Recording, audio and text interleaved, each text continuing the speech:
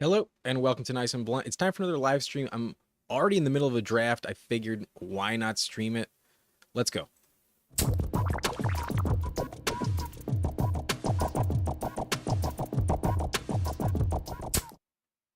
All right, here I am in the Flock Community Contest $10 tournament, 3 entry max. And I'll be honest, I don't love the advance rates on this because you do have to win the pod in order to have any shot at the playoffs. And then even then, you need to win 2 rounds to make the final. Only if you make the final do you get $50. But I think it's worth it to still hop into some of these. You can take home 10K, and if you make the playoffs, the advance rate is 1 versus 1 in weeks 15 and 16. So if you do make the playoffs, you actually have a great shot at making the final. But if you don't make the final, you lose everything. So keep that in mind if you're interested in joining one of these tournaments. But I will do one more after this. I figured let's at least start it off and do it. But I'll go Brian Thomas, Ashton Genty. Bit of a tongue twister. Brian Thomas Jr. and Ashton Genty. That is the start at the 12. I did do one of these earlier today, and the lobby was very interesting. Had some names I recognized in there. I saw Albie in there with us. But this was like during the Flock draft. Maybe I'll pull it up so you guys understand what I'm trying to say. But Flock Fantasy was live streaming, did one of these tournaments, and I hopped in, and there's a lot of names I recognized, including Davis Maddock in that draft. Davis Maddock, another YouTuber here on in the fantasy community. Shout out Davis Maddock. Some good content. I do enjoy his channel. But since I'm at the turn, I have some time. Something really interesting happened in that draft. Speaking of Davis Maddock.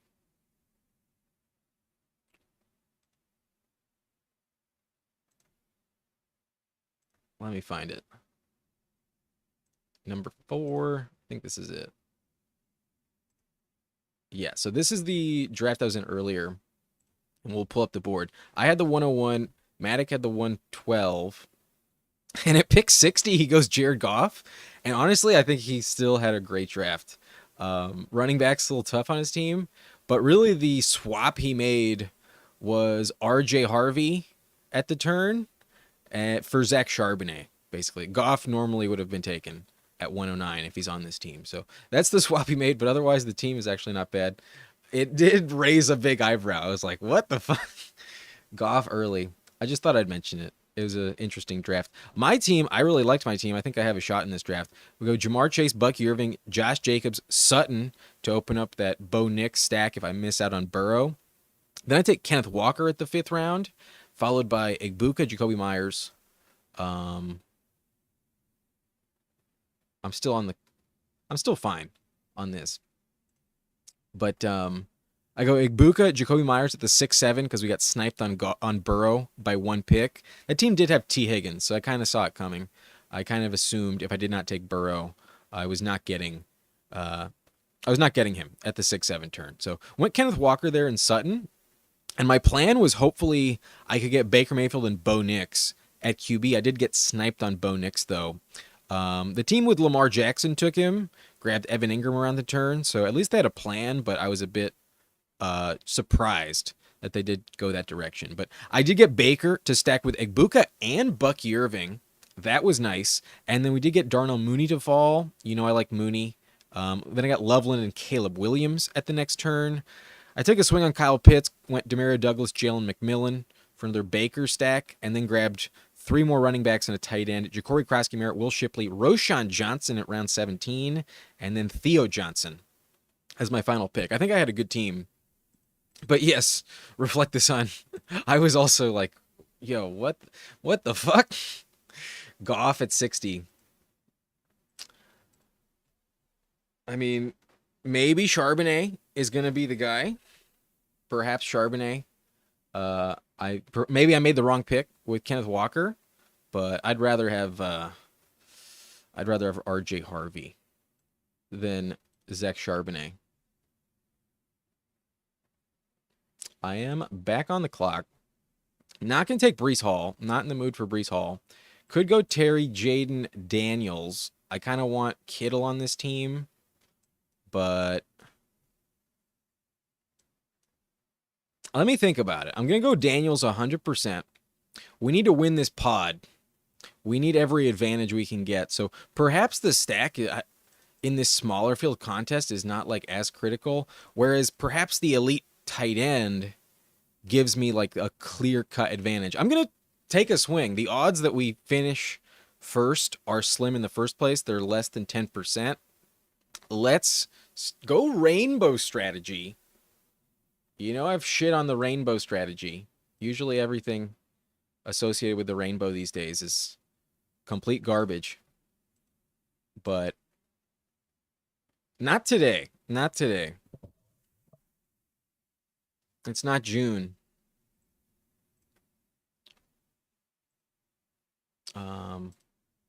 Oh.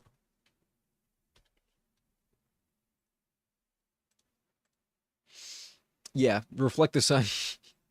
Maybe he was just trying to dunk on everyone.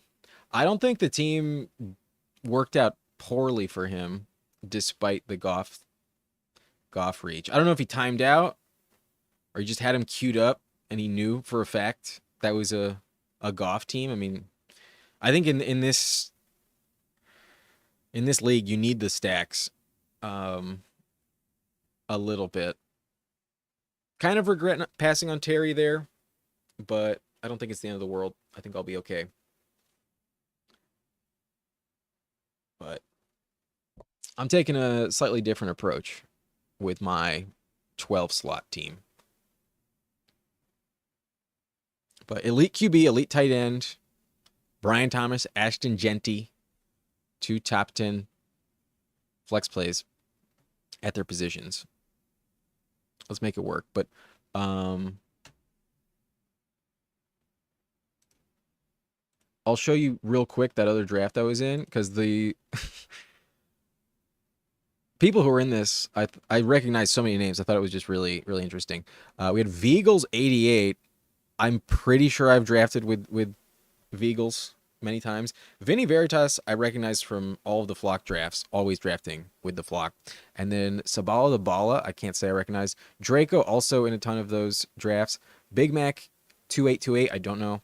But Albie in here with us a lot of the time. It was not planned. It was not coordinated. Albie was in this draft. And then can't say I recognize teams 7 and 8. But then Cale Elliott, someone who also drafts with the Flock a ton.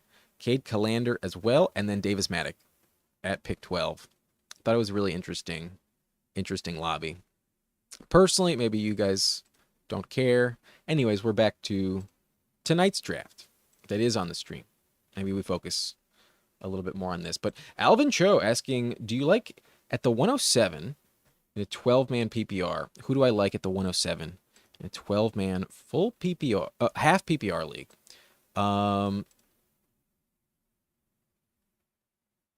I think at the 107, you're probably deciding between Jefferson and McCaffrey. And I'd probably, right now, as of this moment, rather go with McCaffrey. I think I'd rather bet on the Niners this year than the Vikings. I think the Niners have a very easy schedule. And because of how that receiver room is shaken out with all the injuries, I think the bet on McCaffrey's totally worth it. Same with Kittle. I think they're just going to dominate their offenses so much. It feels like, barring injury, obviously that's a risk, but as long as that doesn't happen, they're going to fucking crush. And I think from what I've heard about the stem cell treatment McCaffrey got in Germany, seems to have a very high success rate. Meanwhile, Jefferson is actually the one that's banged up right now. Jefferson has a hammy and a quarterback I can't say I trust. So Damn, one pick from Travion Henderson. He goes 59. Would have loved Travion. Had a fucking balled out tonight in the preseason. Returned the opening kickoff. Impressive. But I will draft a running back. We're gonna get some age to pair with the young guy, Genty. 2 week 8 buys at running back. Who the fuck cares? And then I will grab Deebo Samuel since we passed on Terry for our Jaden Daniels stack. So we hit the onesie positions at that 3-4 turn. Got to get back in. Got to focus on running back and receiver for a decent amount of time here. With Genty and James Conner, I think I'll probably pass on running back at the next turn unless I get a really good value. I'm not dying to take those guys, and I think I really need to get back in at receiver quickly before it dries up. So that's probably the plan. I did not log into this lobby on the stream, so I can't imagine anyone I'm drafting with right now knows my plan. But I think if there's a position I'm advertising that I need the most, it's clearly wide receiver. It's not a secret in this lobby if they look at my build that I need receiver.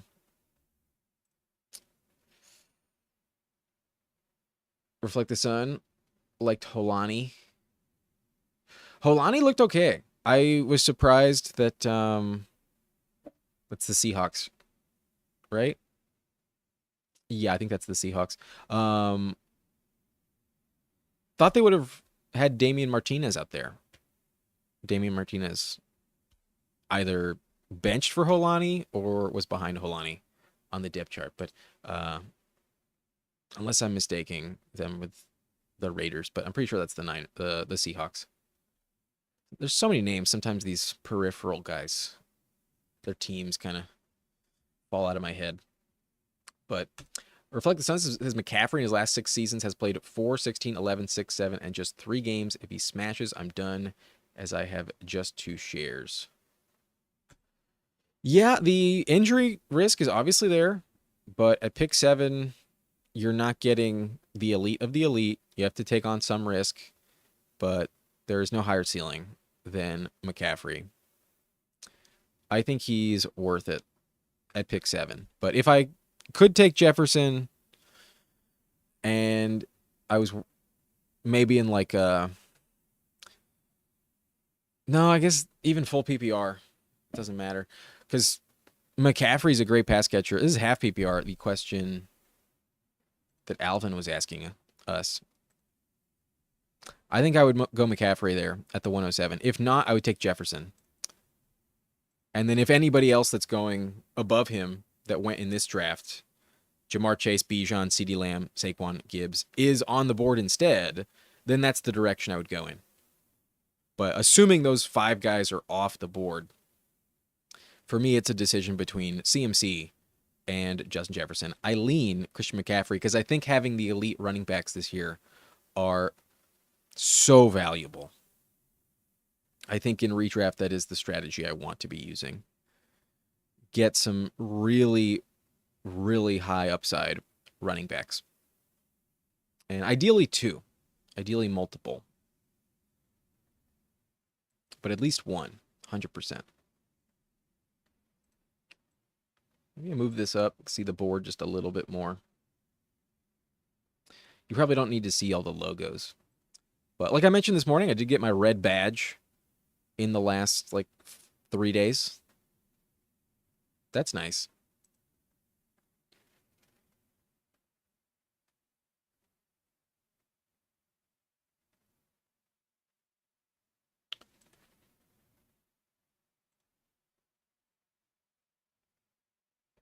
So I got Jaden Daniels. Not going to grab a quarterback at this turn. Godwin goes. I'm fine with that. I've been trying to avoid Godwin like the plague. I'm all in on Egbuka. I used to be the other way around. Not that I was ignoring Egbuka like the plague, but I was just really confident in Godwin. And the last month, that is quickly flipped. I'm going to go Jaden Higgins. I think he is the most valuable receiver at this point. And then I know people are worried about Khalil Shakir, but The new blurb is that he's expected back for week 1, and that Keon Coleman looks a little inconsistent, to be generous. I will trust Shakir as the top wide receiver in Buffalo. So receiving core is coming together. We have the elite quarterback Jaden Daniels stacked up with Deebo Samuel. There's other stacking options later. I also have Ashton Jeanty, James Conner. Not worried about Jeanty's bad game in the preseason. I don't give a shit. Wide receiver Brian Thomas, Deebo Samuel, Jaden Higgins, Khalil Shakir. I think having the floor of Shakir is actually very valuable in this team. In general, it's not always like critical in a best ball format. I think letting him fall is not the worst decision. But I think based on the very fragile build I have at receiver, just getting someone that's like steady 9 points as like a guaranteed floor every week, and then when he scores a touchdown, we get some blow up weeks, I think is very, very nice with Shakir. Obviously, I'd rather have some other guys going in round 7, but to get him in round 8, not going to complain. And then Jaden Higgins, I feel really confident, is misranked. I think because he's not a round 1 wide receiver, people kind of sleep on him a little bit. But he's on a team that desperately needs him. And with Joe Mixon's injury, it's pretty clear to me they're going to be a pass-heavy offense right out the gate. I think Stroud has to rely on the receivers, has no other option. And Higgins is like clearly being advertised. Wide receiver 2, no doubt about it. Higgins is our guy. Drafted him in round 2, gave him a fully guaranteed contract, kind of an unprecedented move. Had a big shakeup. If you were not aware and you're paying attention to your team's second round pick, almost every single one was holding out because the Texans gave Jaden Higgins a fully guaranteed contract. And he was like the second pick of the second round. Like it's not that much different than being a first round pick. It's like Ladd McConkey. Top of round 2. Gonna be a valuable piece in offense. Anyone that goes top 40 is gonna have a big role. So a guy I like a lot, quickly becoming one of my like top 3 most drafted receivers, as Mooney has kind of fallen out of my favor at this turn, at that 7-8 turn. And I wouldn't be afraid to draft Jaden Higgins if I had like the 101 and for some reason I hated the receiver depth at that spot. That never really happens. But if, let's say, so to speak, I was at the 101 and picking at the 6-7 turn, I could justify taking Jaden Higgins there at pick 73 overall. I get him at 84. It's the same round. It's just the top of the round. There's no way Higgins comes back to you at 96 these days. Maybe if it was like a month ago, but not today. I've not seen that happen. Most people are wising up to Higgins. At least most drafts, I've seen him go closer to the top 85, if not pick 80. So very happy to get him. A name to look out for.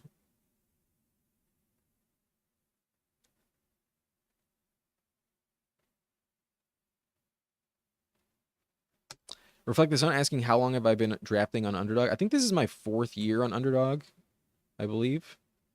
So an average of 250 per year. And that's pretty much where I'm at this summer. I've done like 225 in the regular season contests.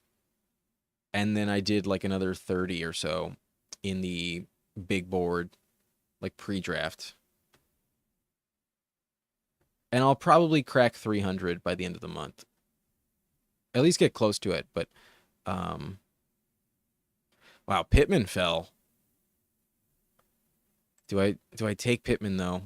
I think because of how thin I am at receiver, I will take Pittman. Not my, like, favorite pick around here, but big discount. So, not going to complain. And then tempting to grab Ayuk, but I don't really want him. Running back's kind of gross. My receiver depth is still not very satisfying, so I'll grab Luther Burden here. Because, well, it's nice to have Pittman at this value. In general, I view Pittman as like a big floor play. His numbers were ass with Anthony Richardson last season. It sounds like Richardson is at least getting the opportunity to be the QB1. And while I still think Daniel Jones gets some starts this season, I really worry about the quarterback play with both of them. So probably a more appropriate price on Pittman. There's some good hype on Warren. A.D. Mitchell didn't look too bad. They seemed to like him in the preseason game, but Pittman was not on the field. They pay him like crazy. They're much more financially committed to Pittman. If A.D. Mitchell does anything, it's to the detriment of Alec Pierce, not Michael Pittman.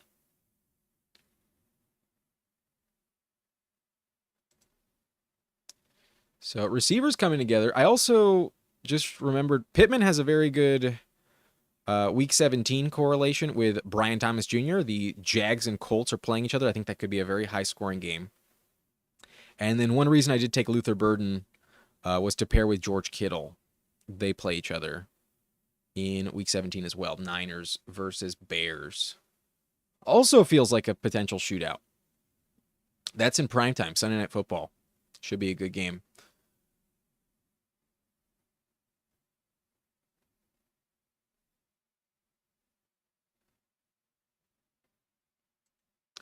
The risk is undeniable on CMC, but to pretend like it's not worth it if it does work out is naive. And similar to you, I am not going to reach on him. I'm not going to try to take him more, but if he's there at pick 7, pick 8, I will take CMC. Not going to draft him above Jahmyr Gibbs. Hell no. Gibbs feels way safer.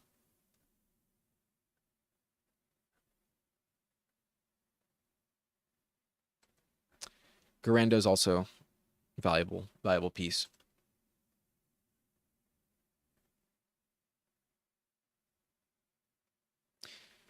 Niners backfield, though, is just always like snake bitten. Like, you can never trust the Niners starters stay healthy. Whoever it is, they always miss some time.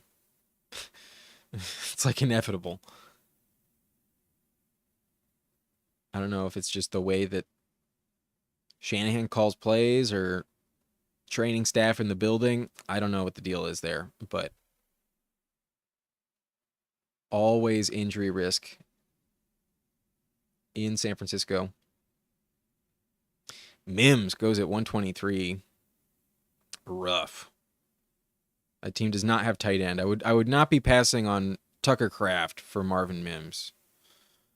Do not recommend.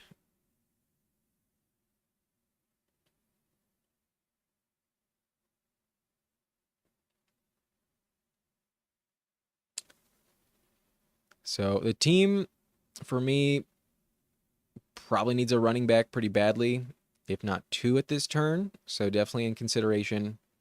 We don't need tight end. We have Kittle. We don't need to force quarterback. We have Jaden Daniels. But technically, I do have Stroud as a stacking option.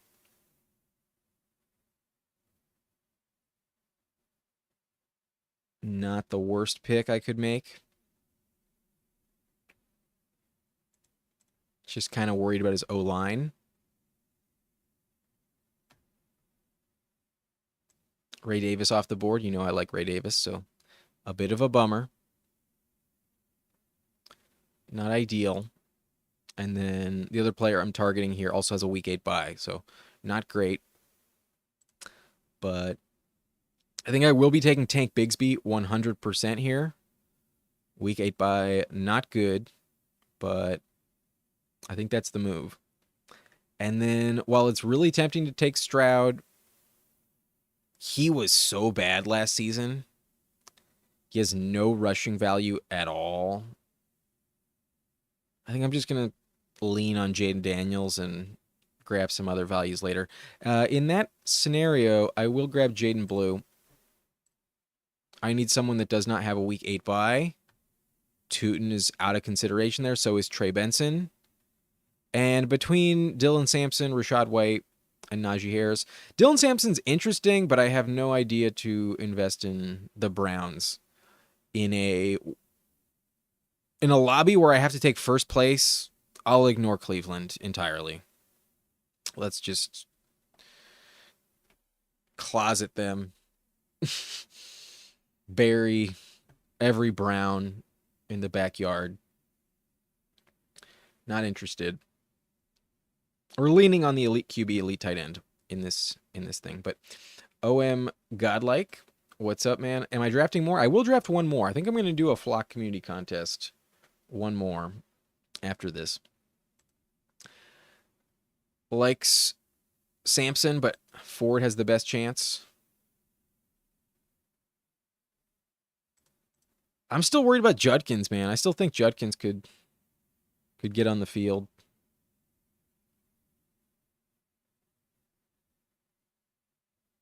But in general, I think without Judkins, it's such a 50-50 split. And there's almost no touchdowns to go around in the first place. So I'm not really dying to invest in Cleveland. There's no room for error in these flock tournaments. You have to be first place to advance. So there's two teams I'm like just out on entirely. One of them is Cleveland, the other one is New Orleans. If you watched my wide receiver rankings video, you may have noticed both Chris Olave and Jerry Jeudy not in my top 41. I do have Jaden Higgins ranked above both Chris Olave and Jerry Jeudy this year. But Copra, I appreciate you. We have a buy alert with Tua, Nix, Herbert, same as JD. Bo and Herbert are off the board. Tua just went, so I'm at least guaranteed not to be in that situation. But I appreciate you letting me know.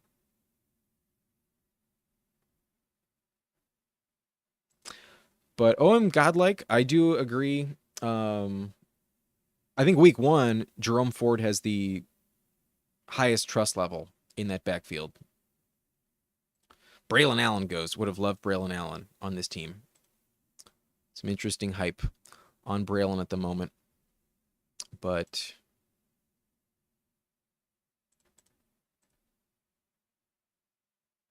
this is interesting.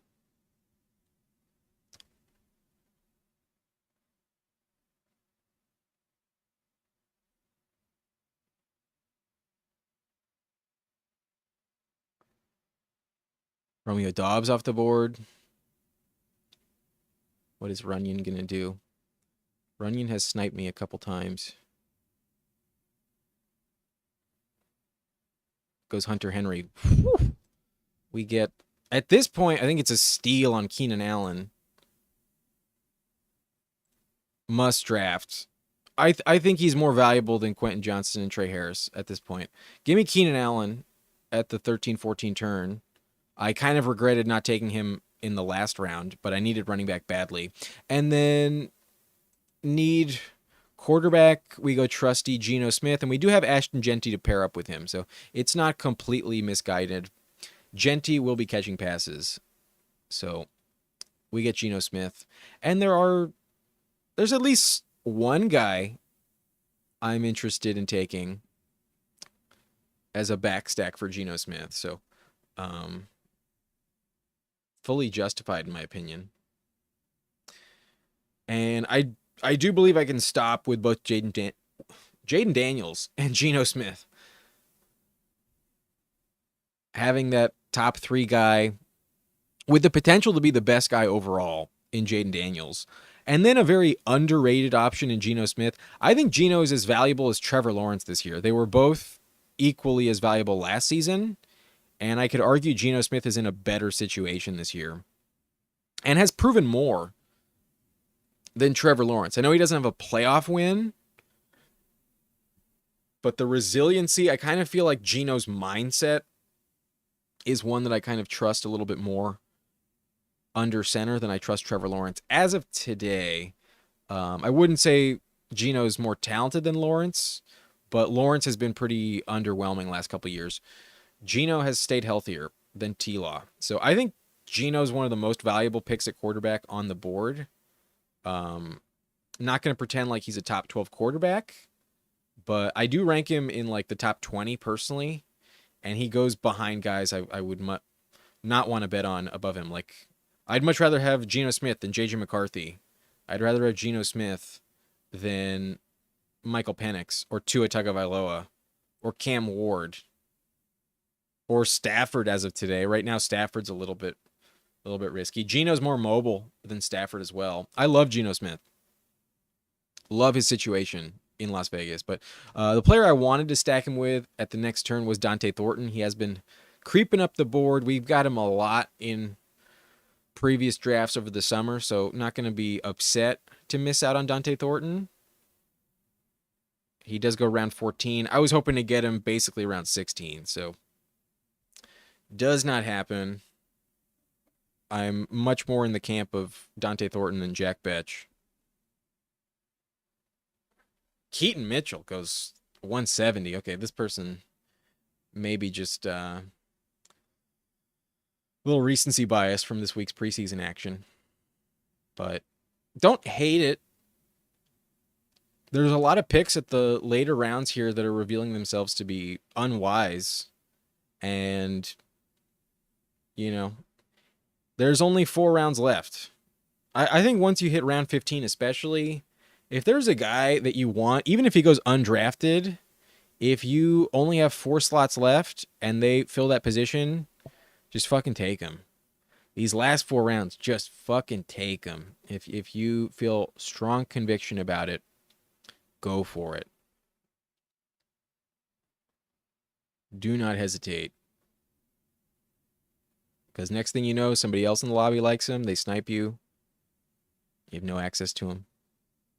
But Betch goes. I wasn't dying to stack Betch, so I don't care. I'm really wishing I could grab some receiver values here that are falling to me at pick 180. I don't know if that's the wise move. I need running back kind of badly on this team. And there's only 4 picks left. I'm going to go JCM for sure. And then I'm really tempted to go with Miles Sanders as like a full bet against Javonte. But then there's McMillan available. There's also Pat Bryant on the board. I think Keenan really saves the team, but damn.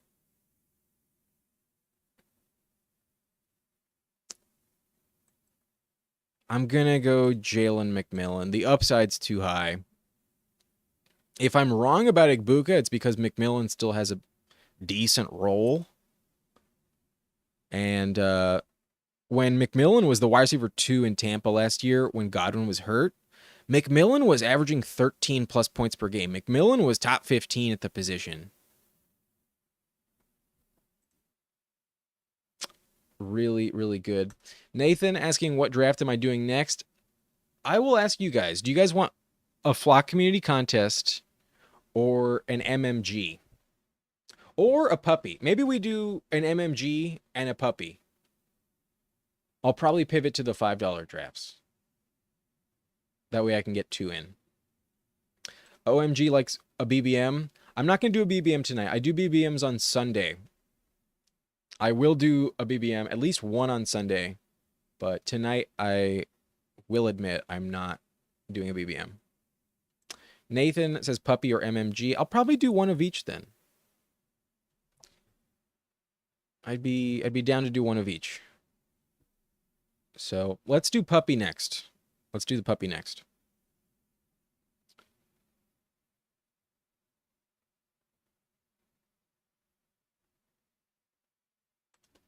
Reflect the Sun says Geno is super good in domes, especially 110 QBR, 30 touchdowns, 5 interceptions. Whew. Spicy stat. Like that. Like that stat a lot. Torrey Horton, my boy, goes in the 16th round now. Love that I'm at 13, 12% Torrey Horton in early August with over 220 drafts under my belt. If you just chimed into the channel in the last several weeks, you have been missing out on some takes of mine that have matured very, very well in these round 18, 17 uh, dimensions. Ja'Cory Krosky-Merritt, a very highly invested pick of mine as early as May, has been moving up the board. Granted, I just took him at the 15-12, but I've seen him go at the 14-11, the 14-9, the 15-1. I've seen him fly up the board recently. And Torrey Horton, in a matter of like 2 days, has gone from undrafted to now a 16th round pick. Torrey Horton, my boy. Two phenomenal maturing stocks that have risen in the last couple days. But I need a tight end badly on this team. We only have George Kittle, so it's okay. But, I mean, Elijah Arroyo's here. Arroyo's not bad. My buy for Kittle is week 14. I like Elijah Arroyo. I like Theo Johnson. I also like Terrence Ferguson. And Elijah Arroyo does get timed. So we'll go Elijah Arroyo. And then this last pick, I'll grab running back. Interested in Monangai. Also interested in Kareem Hunt. Probably going to go Kareem Hunt. Yeah, I will go Kareem Hunt. And that way, our Tank Bigsby investment, our Jaden Blue investment, our JCM investment has time to mature. And in the early weeks, I do think Kareem Hunt is live to be just as valuable as Pacheco, potentially more of a goal line back. So glad that my last 3 running backs have a bye that's non-week 8. And I think by week 8, at least Jaden Blue's going to be relevant. Hopefully Kareem Hunt is still relevant. But at worst, we're rolling with JCM in week 8. That should be good. But OMG says, I'm finishing BBM. I'm heading to Max DraftKings. Good luck, man. Good luck with DK. Reflect the Sun. Thank you for liking the stream. Darwin's in here. What's up? Yeah, those late round picks, like you're trying to find this year's Kyron Williams. You're trying to find this year's Puka Nacua. And I don't know if JCM and Torrey Horton are that good. They don't play in Sean McVay's system. But at least they're getting some legit hype as we enter week 1 of the preseason. But thank you, Reflect the Sun. Yeah, Horton was fantastic. If he didn't get hurt, I don't think he would have been a 5th round pick. I think he would have been live to be a 3rd or 2nd round pick even possibly. I think he was a day 2 pick if not for the injury. So he fell to round 5. Seahawks got a good steal. Should be okay. OM Godlike says, a lot of people liking the 3 QB, 3 tight end. I can't stop drafting hyper fragile. Yeah, what I do is I've been trying to draft a lot of 3 quarterback, 2 tight end builds, and then like 2 quarterback, 3 tight end builds. I've been trying to invest 5 picks into those 2 positions a little bit more, but especially if I'm going to start with Jaden Daniels and George Kittle at the 3-4 turn. Let's show this team off. Let's remind you of how this thing went. We had the 12 slot in this lobby. Our first pick, we go Brian Thomas, Ashton Genty at the turn. And then we go Jaden Daniels, George Kittle, elite onesie positions, top 3 at the position, respectively. And the reason why I'm willing to take this gamble is because I have to finish first in the Flock Community Contest to have any shot of making any money. If you don't finish first, you're literally last. And last year I was pissed that I finished 2nd in like 2 of my Flock Community Contests. I was like, damn it. It's like 5 points short in one of them from advancing. That was pretty much a bummer. So let's go elite at those positions. Followed up with James Conner, Deebo Samuel, get a stack with Jaden Daniels and some value at running back, a veteran we know has the job. Jaden Higgins, Khalil Shakir, because we are desperate for receiver. And then still kind of desperate for receiver. We get a good value on Michael Pittman. Let's take him. And then Luther Burden has gotten some good camp hype. I think investing in that Bears receiving core in general is a wise decision. Got to get back in at running back. We go Tank Bigsby, Jaden Blue. Let's hope it works out. Keenan Allen still there in the 13th round with the last pick. I'll take him. Need a quarterback. Go Geno Smith, a really valuable late round guy.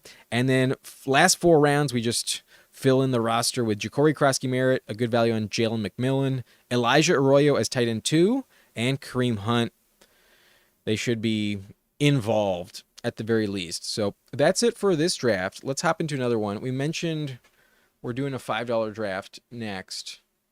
And we have the choice between the puppy and the MMG. I'll do one of each tonight. But I think first we're going to do a puppy. The puppy 3. So if you guys want to join with me, I hope you are ready. I hope you've been waiting. I hope you're ready to click that button. I'm on a 6-7 second delay. So go ahead and hit that button right now if you want to join. And in 3, 2, 1, I will hop in as well. And it looks like they have my location. There are 7 spots left. If you would like to be in this lobby with me, perfect time to hop in. Now down to 4, and we will be drafting very shortly. So hope you can get in if you want to get in.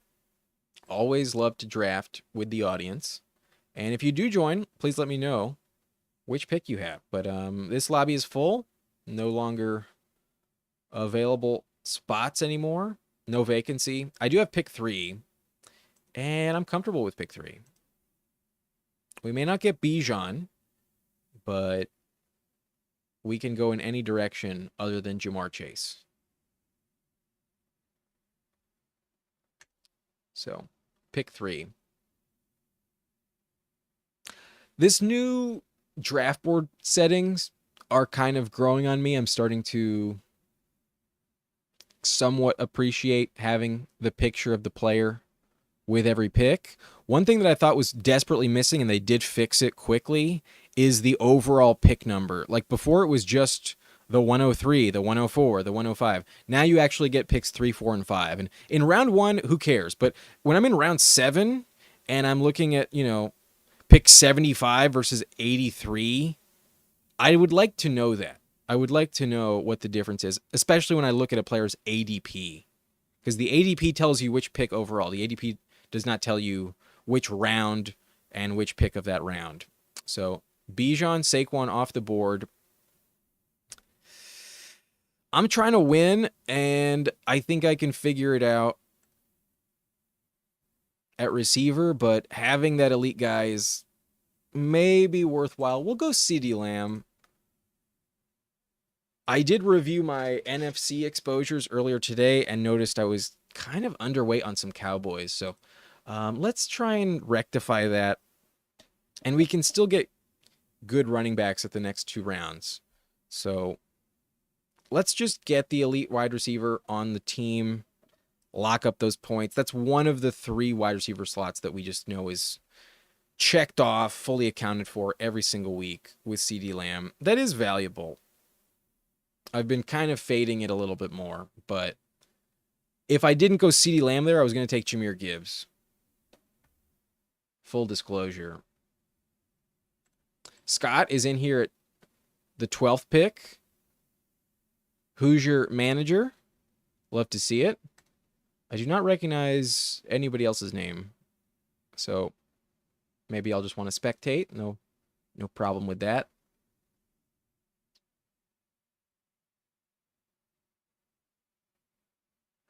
Nathan says 0.01 win the money in these contests, if we're being honest. Yes, you have a 1% chance of making any money. If you do max out the tournament, do all 3 entries, you win $50 minimum. So knowing that my odds are very slim, I never max it out. I either do 1 or 2. And that way, if I do make some money, I've at least minimum doubled my money with $50. But you're hoping to take home the whole thing. You're hoping to win it and get 10K. That's how this thing works. But yeah, in general, I'm not dying to take every single entry possible in the flock contest. I'll do 1 or 2, but honestly, I haven't dipped in at all in the second one. I only did 2 in the first one. I did 1 in the third one, and then I'm probably not going to do a third one.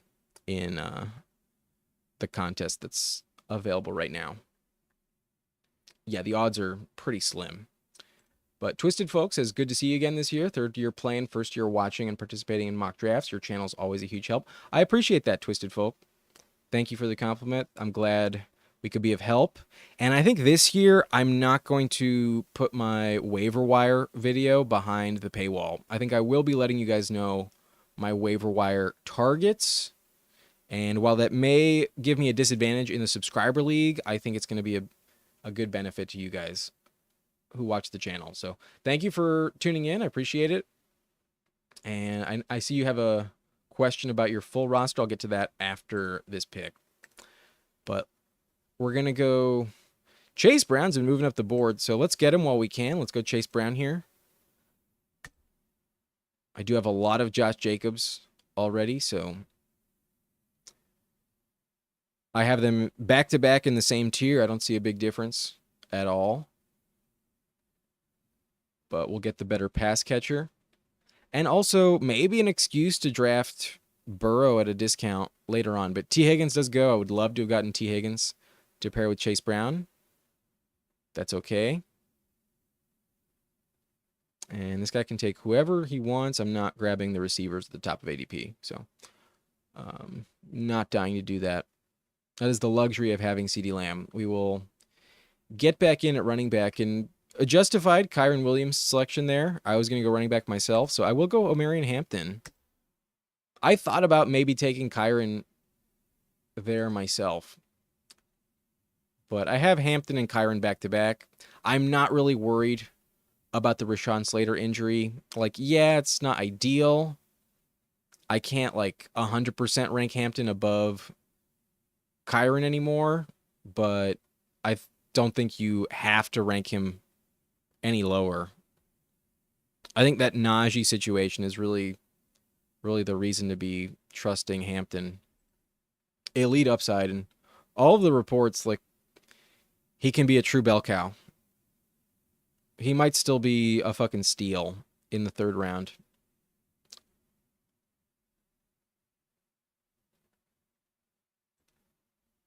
Like the sun counting the Charger Stadium as a dome. It is. There's some wind that goes through it, but it's really a dome. Otherwise, 11 games in a dome for Geno. That's gonna be awesome if those numbers you mentioned stayed true.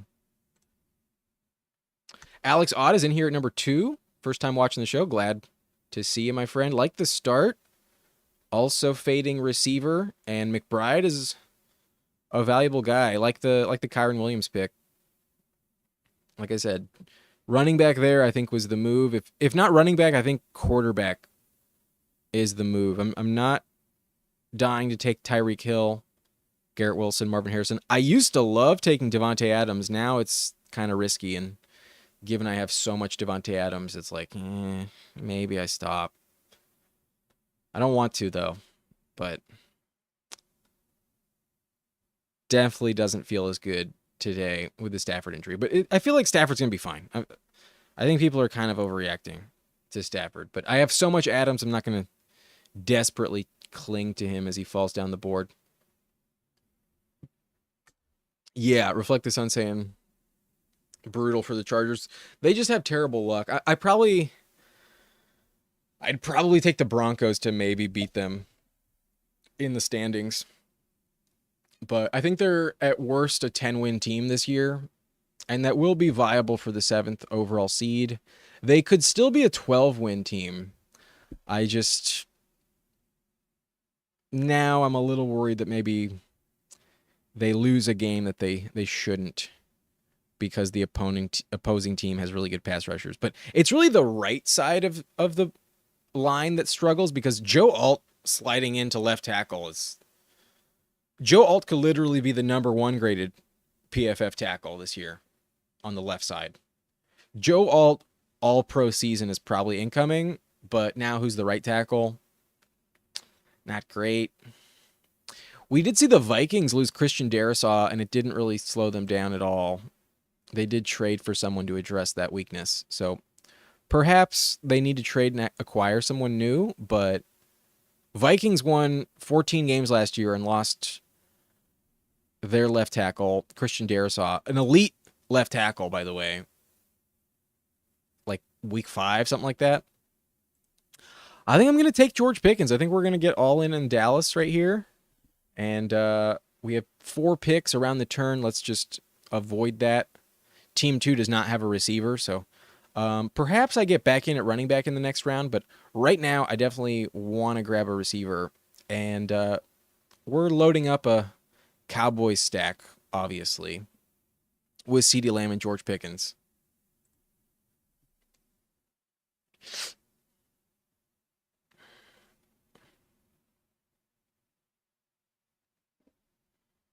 I do think Pickens is a fine pick at this price range. I'd rather get him in the 5th, but I think with the CeeDee Lamb setup we have, Travion goes at pick 49.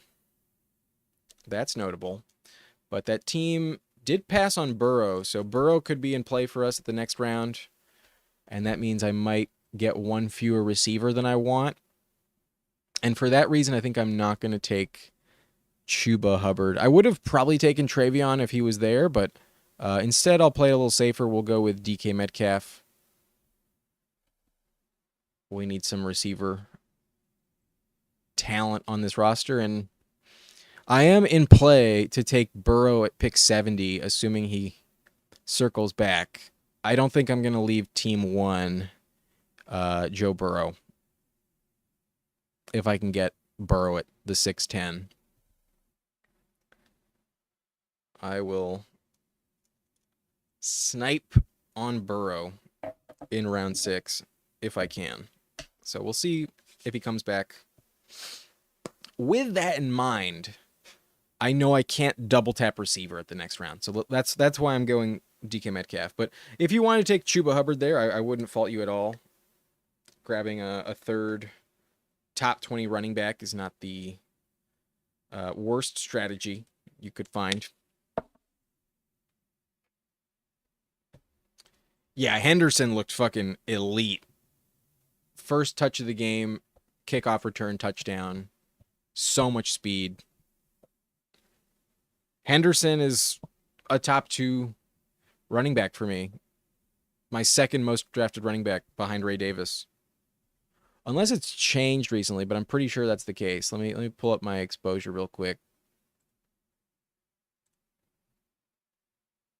At running back, yes, Travion Henderson is my number 2 overall highest investment at running back. We got Ray Davis at 22%, Travion at 18%. Here, let me move the chat thing. Yeah, Travion number 2, Ray Davis number 1. Hampton is number 3. I'm happy to see that. Swift is number 4. A-Chain is number 5. And then I do have Lloyd at number 6. But Tajay at number 7.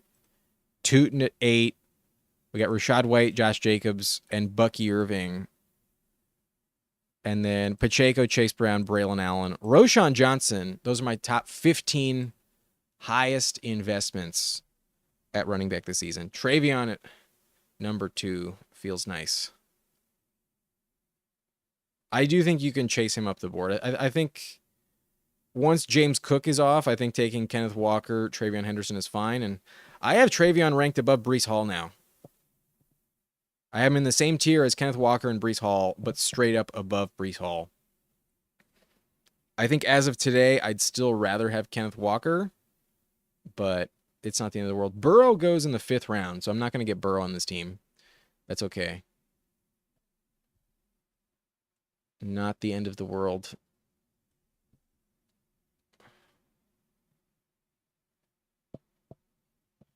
But, we know we're in line for Dak Prescott, but let's open the door for another stacking option. I'm going to go Ricky Pearsall here. That way we can maybe grab Purdy if we want.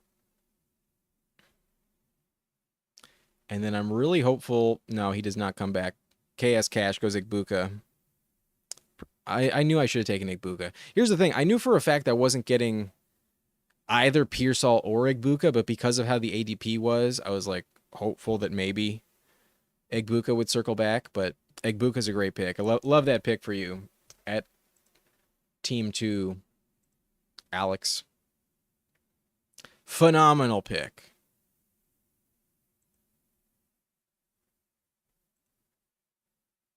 I think you can take Egbuka where Travis Hunter's going. But sadly, Matthew Golden, the other guy I wanted, is unavailable. But we do get Juwan Jennings to circle back. So, yeah, this is pretty much a guarantee, a bit of a lock. I'm going to be in the Brock Purdy market, and that feels nice. A good quarterback to invest in. Very safe quarterback to finish top 15. He has top 6 upside, but a top 15 floor. He'll probably finish somewhere around like 9, 10, 11. Brock Purdy, that is. So that team with Kittle could snipe me. The team with McCaffrey could snipe me. But both of those teams already have quarterback, and they'd have to reach kind of significantly on Purdy if they wanted him. So that's what I'm going to do. And this team needs a tight end, but TJ Hawkinson was just taken in the 7th round. Laporta went in round 6. So we'll grab some later round tight ends.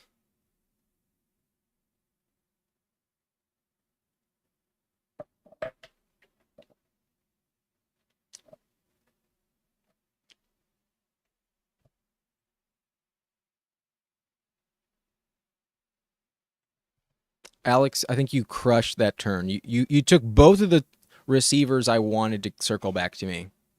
Egbuka and Golden at the 6-7 turn feels phenomenal. The upside on that is so high. And even though the Packers have been like really quiet in training camp, there's not that many stories that are leaking. It does sound like Matthew Golden and Tucker Kraft have really capitalized on not just the injury to Christian Watson, but Jaden Reed is also dealing with like a toe injury and has not been practicing a ton, has been missing time. And Golden is like overwhelmingly the top target. And then the next best guy in their offense is like very clearly Tucker Kraft as pass catchers. Obviously, Jacobs is still a stud. But in terms of pass catchers for Jordan Love, if you're trying to stack Jordan Love this year, the way to do it is with Golden and Kraft. Reed is still valuable, especially in best ball, but I think in redraft, I'm not dying to have Reed. You need some touchdown luck to start him the right weeks. He has elite upside. He can give you 25, 30 points in a given week, but then he can also kind of disappear and give you like 6 or 7 points half the time. So in redraft, love Matthew Golden, love Tucker Kraft. Same applies in best ball. The way to go in Green Bay, it sounds like. Jaylen Warren off the board. One of the last running backs I think is like a appropriately ranked player. Oh, I apologize for not noticing this. Yikes. Let's bring this over.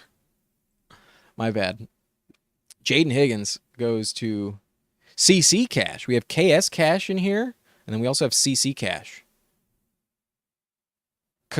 Cash. Godwin off the board. Given, I think I really filled out receiver well with CeeDee Lamb, George Pickens, DK Metcalf, Ricky Pearsall, Juwan Jennings. I'm not going to fuck around right now. I'm going to go with Purdy right here. And then with this next pick, I'm either going to go with a tight end like Andrews or Evan Ingram, or just take Dak Prescott.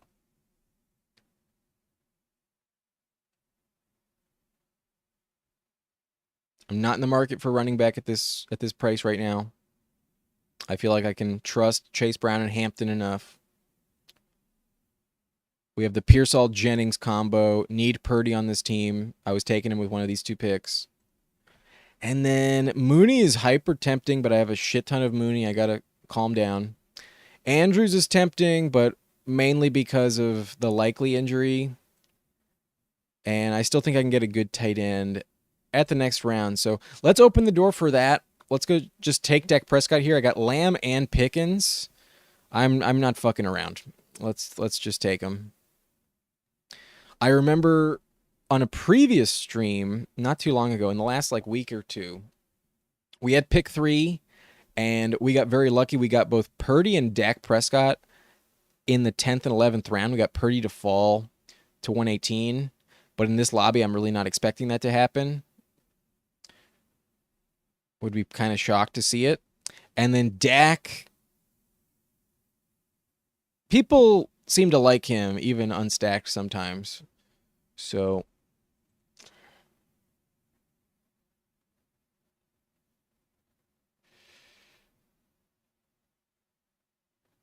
let's just get ahead of the snipes and take Dak Prescott. I knew I needed both of those quarterbacks on this team. That was very obvious. We have CeeDee Lamb and George Pickens, Ricky Pearsall and Juwan Jennings. No brainer. And if I wanted to, I could just call it done with these 2 QBs.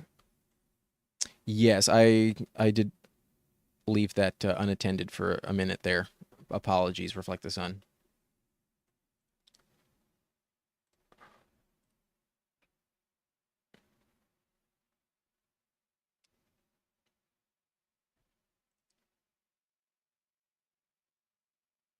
But I think the team is working out pretty well. I think it's all going to come down to who I can get at tight end and then how I fill out the running back core. But in general, I don't mind taking a bunch of backups and figuring things out. We are going to hit the pipe. At least I am. If you would like to join me, be my guest. Oh, not that one.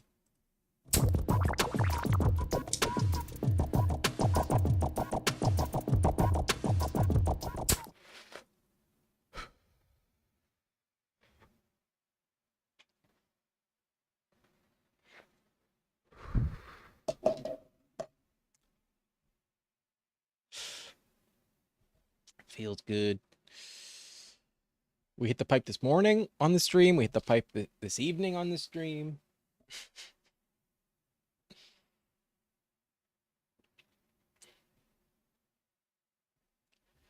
Burnt Hunter asking Bowers or Tyreek Hill in the late second of a 14-man full PPR after Jetta's round 1. I am taking Bowers 100%. Good luck getting him in the late second round of a 14-team PPR, because I think you will have some sharp league mates that understand the value of a high-end tight end like that. But as tempting as Drake May is on this team, I'm going to go with Tucker Kraft. We just mentioned that is the way to attack the Packers. And I'm worried about getting boxed out at tight end around this turn. So I'm going to take the guy at the top ADP with this first pick, and then we'll see what happens coming back around. Maybe Drake May's still there, but that team with Stephon Diggs probably scoops him up. That'd be my assumption. Ray Davis! God damn. Yo, Alex, I don't know if you're a first-time viewer, but you are sniping me, bro. You are reading my mind. We see Jordan Love go. Well, if I can't get Ray Davis, I'm not going to reach on running back. I'll just take Colston Loveland then. I wanted either of these 2 tight ends, and to get Loveland to circle back, feel really good. We do have 2 week 5 buys at tight end, so that's not ideal, but whatever. I'm done overreacting to the bye week stacks. I'll figure it out. There's one position I can tolerate a 0. It's tight end. Like, even if one of them didn't have a bye that week, it's no guarantee I'm not getting 2 points in week 5 from whoever's active. It's not a big deal. But elite ceiling with these 2. We could get 10 touchdowns out of both of them. All right, so that's how the turn went. After Tucker Kraft, we see Ray Davis. If I didn't go Loveland, at 123 in the 11th round, I was probably taking Ray Davis. Jaden Blue does go 125, so didn't really expect a discount on Jaden Blue, but sometimes he goes much later.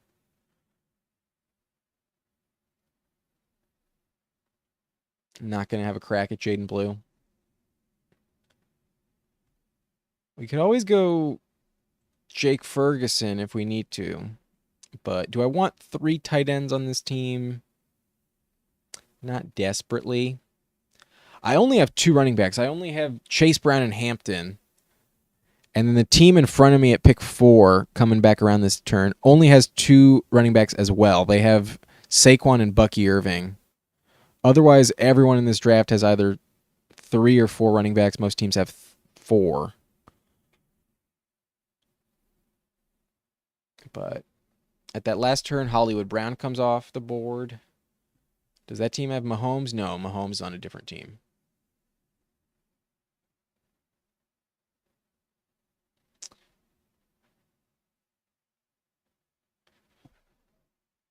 But I feel pretty good about my team. I think we have some phenomenal stacks, some really good tight ends, elite running back duo. Just need them to stay healthy. And then I think receiver really pieced itself out pretty well. We got a big discount on Juwan Jennings. That Pearsall-Juwan combo with Purdy. That feels good. And then DK Metcalf, I think, is a very, very valuable other wide receiver to have when I have both Cowboys, both Niners. We need somebody else.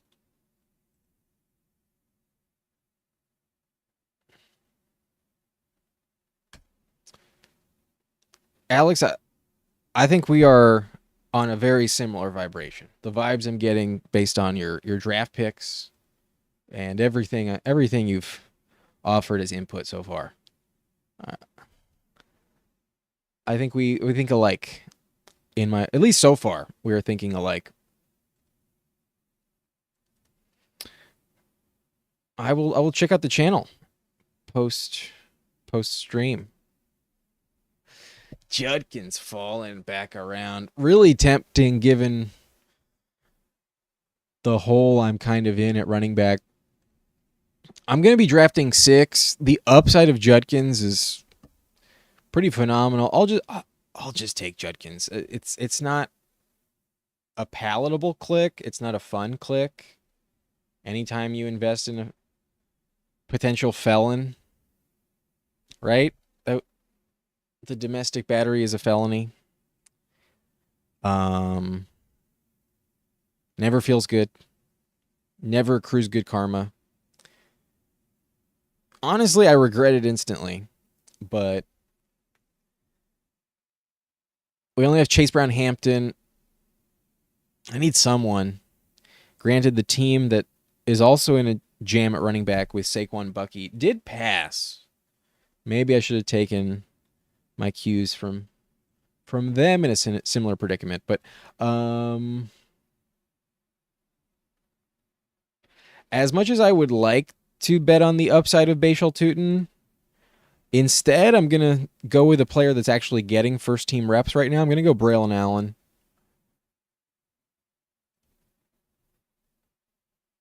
I've been fading Breece Hall heavily lately.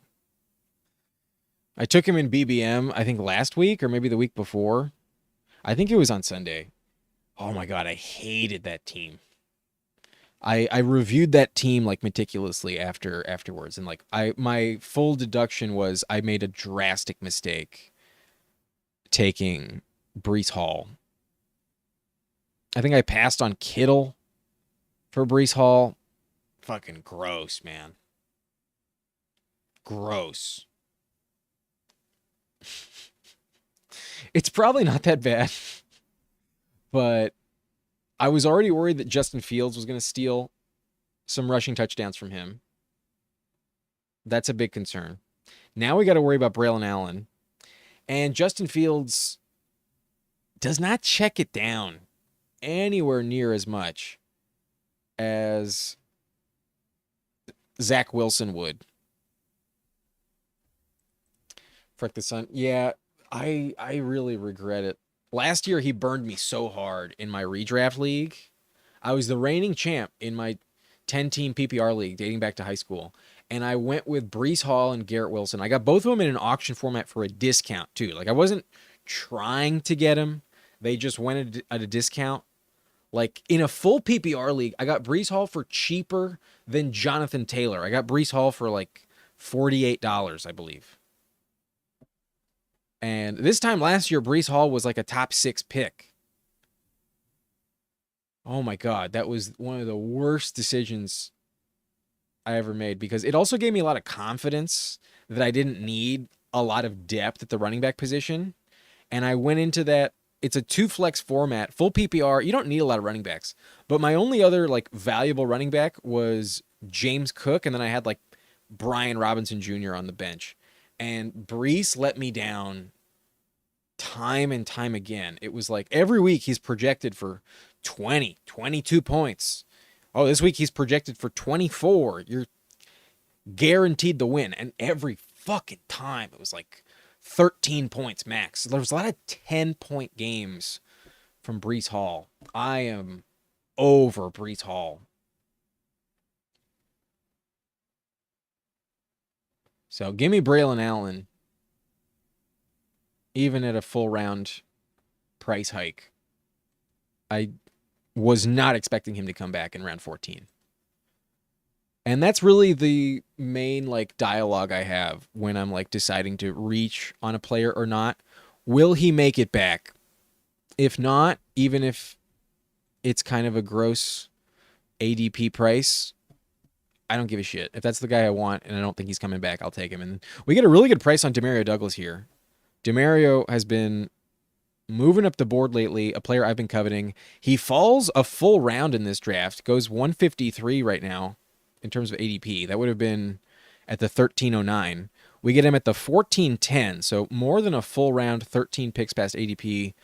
Love that price on Demario Douglas, and I'm sure Team 1 is a bit pissed he does not get him. He has Kyle Williams at 145. I'd much rather have Demario straight up than Kyle Williams right now. Kyle Williams, according to everything I've read, everything I've seen from camp, Kyle Williams is behind Kayshon Boutte at the moment. Now, rookies can always elevate their game, can always be much more of a factor late in the season. So all the money's in week 17.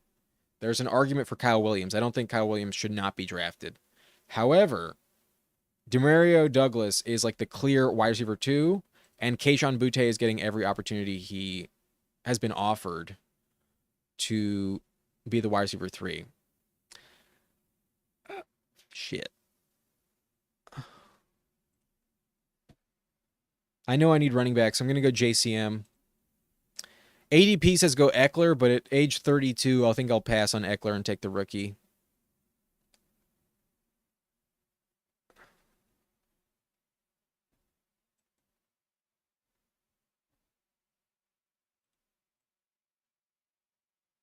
At this point, the rest of the board fits like this, so I'll probably show you the whole thing, but we probably don't need the picks at the top.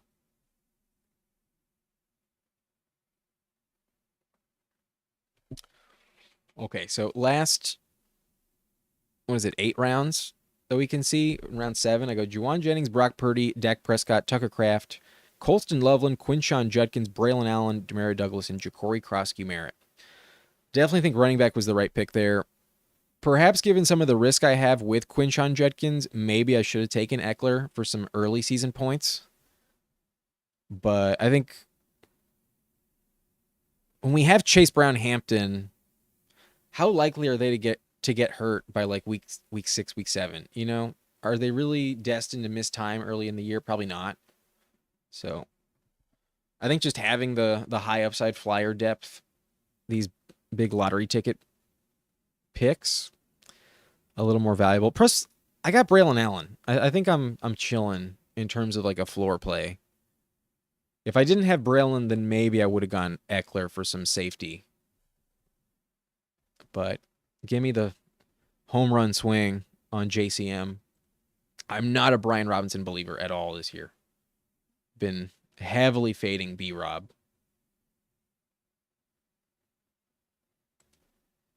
Cobra says he led the league in checkdown percentage last year. That was with Pittsburgh. That was much different than Chicago. I kind of block out Pittsburgh from my mind because I don't think he's going to be as good in terms of like winning football as he was in Pittsburgh. Like he went 4-2 in Pittsburgh. He was playing much different. He may have picked up some of those traits. I hope so. But I think he's going to revert back to desperation mode with the Jets, and we're going to see like the Chicago version of him, where like if he doesn't run it himself, he feels like they have no chance to win. This is my thinking. I could totally be wrong, but I just don't want Brees in a split backfield, and it sounds like that's what it's going to be in New York. Maybe the Jets are formulating to be the Hurts Barkley light, where they both can get their fair share of touchdowns. I have 20% Brees anyway. Good luck on Brees. I understand the argument for him. He definitely has the upside where like any week, like you could get the top score. I'm not gonna put that past him. Um, he just let me down so much. I think if you can find a way to advance a Brees Hall team, he could be the piece you need. But I think the odds of advancing a Brees Hall team are kind of diminished just because it's the Jets.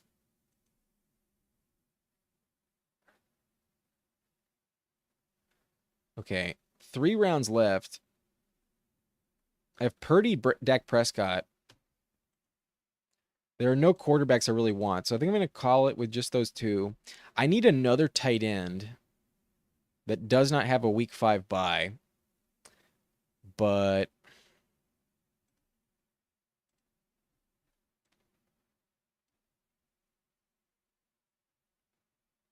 I've been hearing decent stuff about Rico Dowdle, and I think he just goes a little bit too late, honestly. We do miss out on Torrey Horton, one of my guys, but that's okay. Wasn't totally sure what I was like needed to do there, but I knew I needed at least one more running back. I'll go with Rico Dowdle.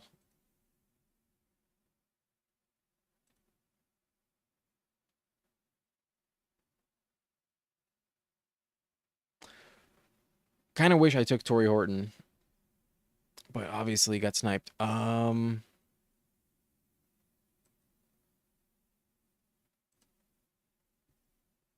And then with this Panthers theme, I think I'll go Jatavion Sanders.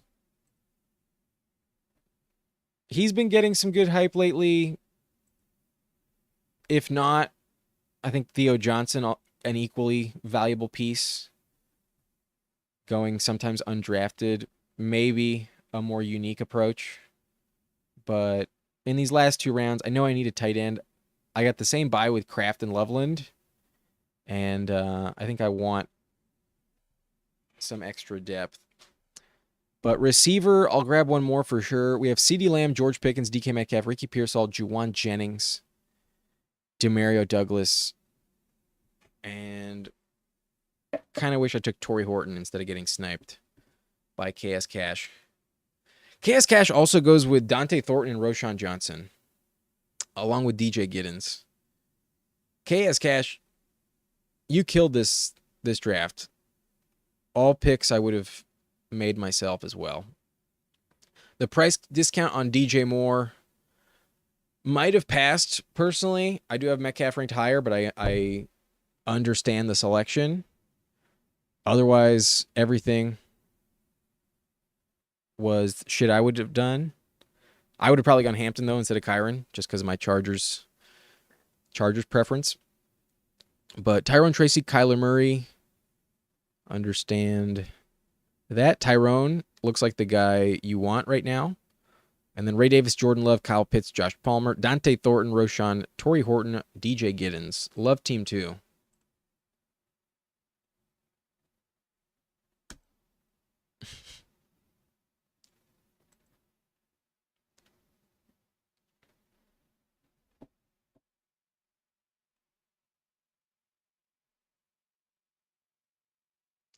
With our last pick, we need a receiver. It's fun to see Michael Wilson go round 17. I've been fading Michael Wilson all offseason. He's just been so disappointing. He has all the opportunity in the world, and he does nothing with it. And maybe it's not him. Maybe it's Kyler Murray that doesn't capitalize. But, like, Michael Wilson has such a valuable job, and it is the worst return on investment. Just squandered opportunity. Those are valuable routes he's running, and they don't turn into jack fucking shit. That's why I wanted Keenan Allen to go to Arizona. Even though I'm a Charger fan, I'm really happy that he's a Charger. For fantasy, I wanted Keenan in Arizona. Have like a... Do you remember when Kyler was like a rookie or maybe like a second year in the league? But early in Kyler's career, they brought in A.J. Green, veteran from the Bengals. And A.J. Green played really well with Kyler Murray. Or at least like was very impactful. He was pretty legit. I was hoping we could get that out of Keenan Allen, but I don't blame him at all for passing on Kyler to reunite with Herbert. It's just kind of crowded in LA. A little crowded. Anyway, Purdy, Dak Prescott, Chase Brown, Hampton, Judkins, Braylon Allen, JCM, Rico Dowdle, and then kind of a desperation mode at receiver. So now we got to pivot to a different option. Maybe Roman Wilson, given I have DK Metcalf as like a hedge, but 3 seconds. Nah, I'll go Yoshivis instead. I'll go Yoshi. We normally go Jermaine Burton, but based on who was actually playing in the preseason with the starters, it was Andre Yoshivis, so maybe I should pivot on that take. Both of them are valuable. KS Cash goes Tesla at the 18-11. Not a bad pick. Yeah, Team 2 had a good draft this time. Like Team 2. But I like my team as well. I really like my team. We got CeeDee Lamb, Chase Brown, Omarion Hampton, George Pickens, DK Metcalf, Ricky Pearsall, Juwan Jennings, and then the Purdy, Dak Prescott quarterback double stack. That feels really nice. Tucker Kraft, Colston Loveland, high upside. If they did not have the same bye, I probably would have called it done with those two. And then we're preying on Judkins. That's regrettable, but it is what it is. And then Braylon Allen, JCM, Rico Dowdle to fill in the roster. And then we do have Jatavian Sanders and Andre Yoshivis to fill out the roster. But Cobra saying Leia has not slid into the stream lately. Yeah, Leia's taking a nap. I left her alone for a big portion of the day because I went golfing. But maybe she's pissed at me for that reason. Yes, perhaps that's also a big factor.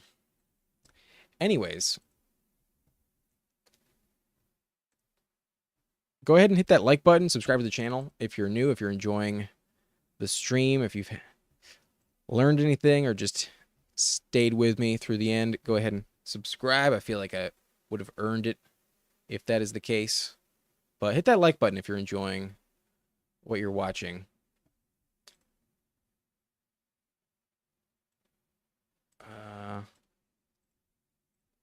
Must be tired after 18 rounds of golf. Honestly, not too tired, but I did get a sunburn. I don't know if you can tell.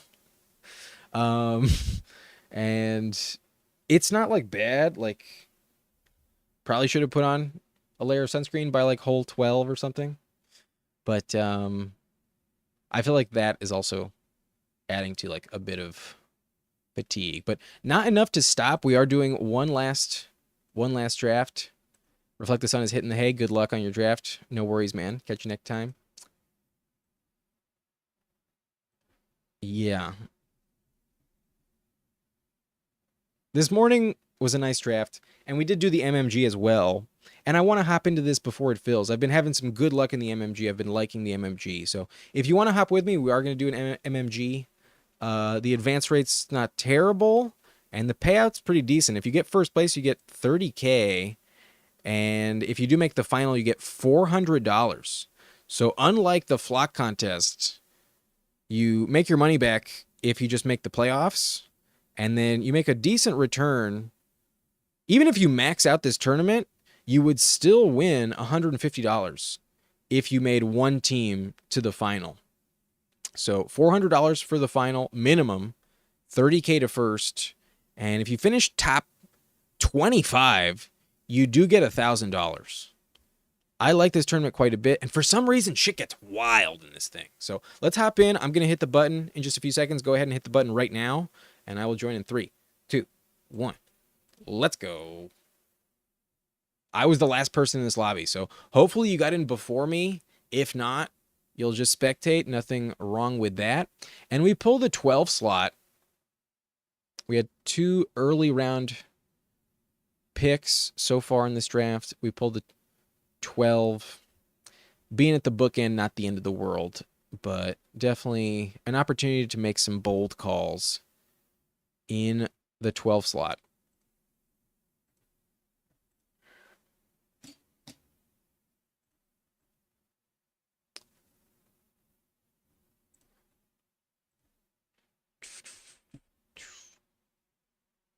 I am kind of thirsty, and I got some time before my first pick, so I will be right back. I will return in about 60 seconds. I'm going to get some water, and I'll be back.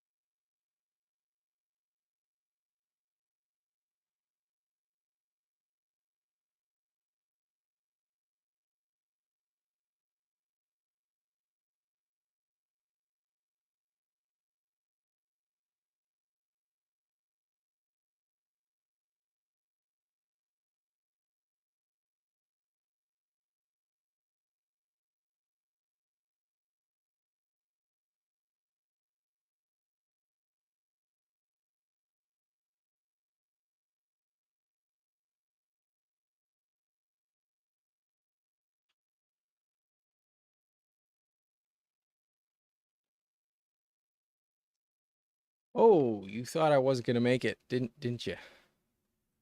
Right on time. I'm going to get a little bold here. Let's go double Raider. Genty Bowers. Let's fucking go.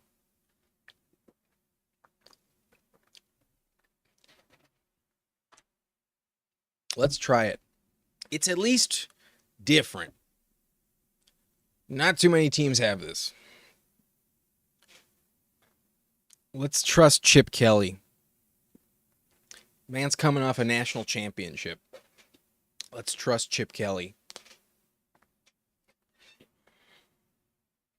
And if there was ever a Geno Smith team, this is it. I gotta be honest, I don't hate it. Just looking at it on the board, this is the first time I've physically done it. But I don't hate it. It's probably a little misguided. Might not work out, but I don't hate it.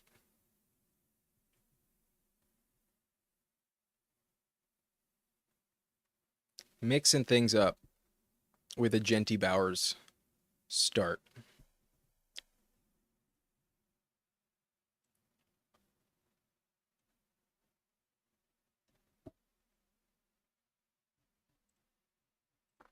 I do think if there's ever a time to go off the board, it's when you're in the 12 slot or the 101.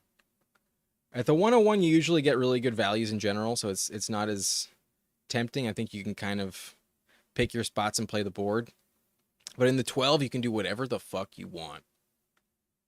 And referencing the top of this live stream, when I showed you the lobby I was in with Matic, where he did go Goff at pick 60.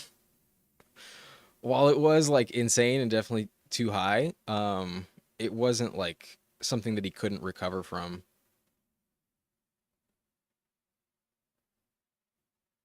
But the difference between RJ Harvey and Zach Charbonnet is possibly the difference between winning and losing.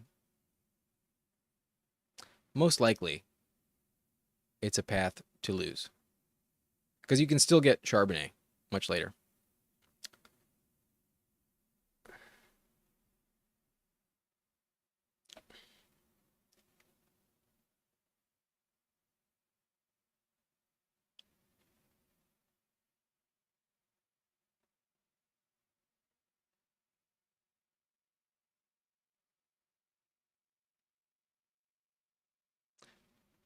So with the Bowers start, we do see like some interesting combinations because of that. The Puka Brian Thomas team, that's pretty nice. I will admit that looks really nice from Team 11. But not something that you've like never seen in the past. Hampton goes 33. Would have loved Hampton here, but that's okay. Commander's Rainbow. Very tempting. We're not going to get it though. Jaden Daniels does go at 34. Super tempting. Kyron is here.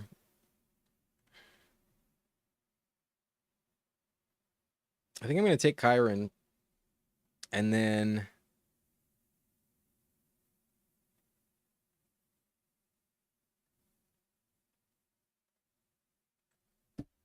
I'll just trust Mike Evans. The man gets in the end zone. Godwin's not healthy. If I'm going to be fully on board with Emeka Egbuka, I have to trust the man who's done it as well to capitalize on that missed time from Chris Godwin. So we go Mike Evans. I need a receiver. Scott says Kyron, same buy. I'll live with it. But maybe at running back we don't draft more week 8 buys. Thank you for the heads up.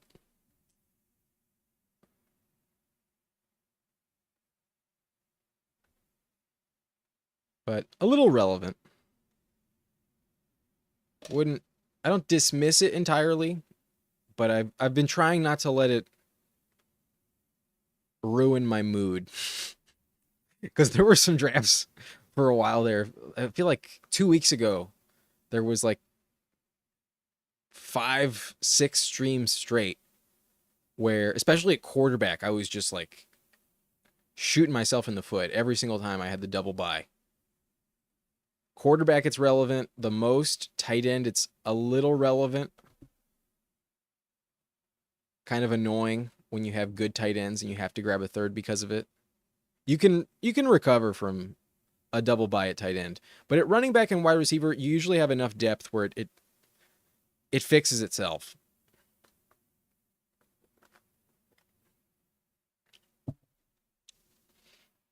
But maybe even if Kenneth Walker does fall to me at pick 60, I'm not going to take Kenneth Walker because of that week 8 buy as well. Just maybe. I'll at least think about it. But that'd be a really good price on Kenneth Walker. I'd probably still take him. Running backs still available to us. We see Chuba at the top of ADP, Kamara, James Conner, RJ Harvey. I think going Genty and Kyron to start, I don't think I can really tolerate it with Bowers. I think I need receiver because I don't feel like safe at the position coming back around. So not ideal to see that position like really flying off the board. Like some of these running backs are falling. Not the best thing for me, given how I started this draft. but there's still a lot of similar players in a pretty equal tier. It's all going to come down to touchdowns. So I'll go Deebo Samuel. I think he's poised for a lot of touchdowns as well. And then I've mentioned it. I think you can totally take Egbuka. Thing is, do I grab Egbuka? Let's think about it. We got 20 seconds. I don't want Olave. I don't want a Saint. Juwan is injured with a calf injury. We just got him in the 7th round. Maybe we don't take him here at pick 61. Pearsall's interesting. Jacoby Myers also very interesting. We could go with the full Raiders stack. I'm gonna do that. I'm gonna get a little wild with it. We do have a week 8 bye with Jacoby, but at receiver, who the fuck cares? We are committing to Las Vegas. I almost made the full commitment to Tampa, which is not a bad team to commit to. But we're going all in. We're putting all the chips in the middle of the table here. Go big or go home. Ashton Jeanty, Brock Bowers, and Jacoby Myers. Fire it up.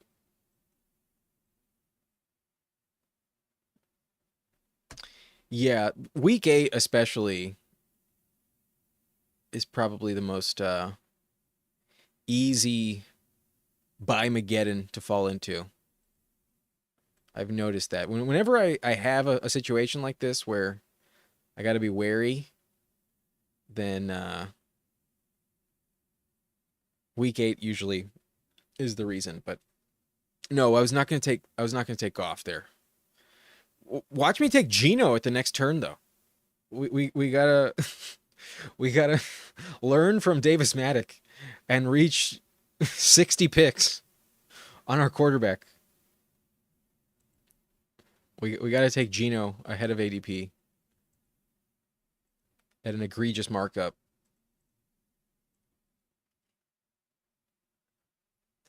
They both have Geo in their name. Getting the full green light to go with that pick. It's pretty obvious, but this is an interesting team. Jeanty, Bowers, Kyron, Mike Evans, Deebo Samuel, Jacoby Myers.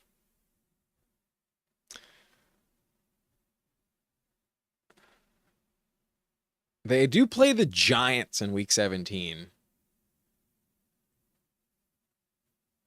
And their defense is fucking one of the worst in the league. Let's be honest. The Raiders defense is bottom 5. Like, some of the arguments you can make for the Bengals benefiting from their atrocious defense can be just as easily applied to the Raiders. Now, is Geno Smith Joe Burrow? Of course not. Of course not. But do you benefit in fantasy when the defense is garbage? Yes, 100%. I'm talking myself into this. I am drinking the Raiders Kool-Aid.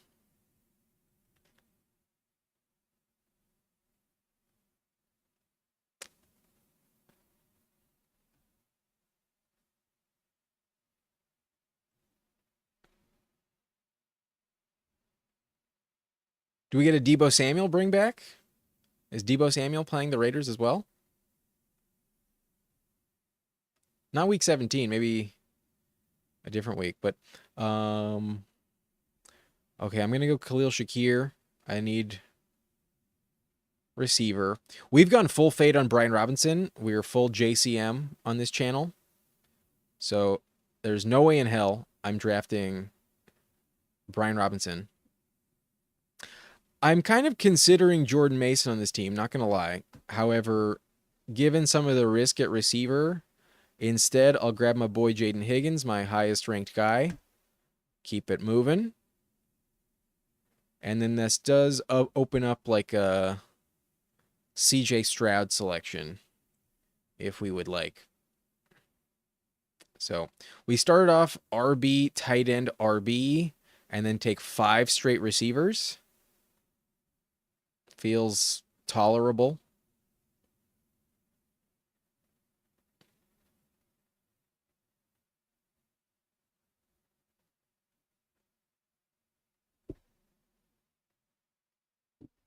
Ah, Darius Slayton, of course. Yes. Interesting bring back. Scatterboo, perhaps. Yo, if Scatterboo's there at the next turn, that's an interesting pick.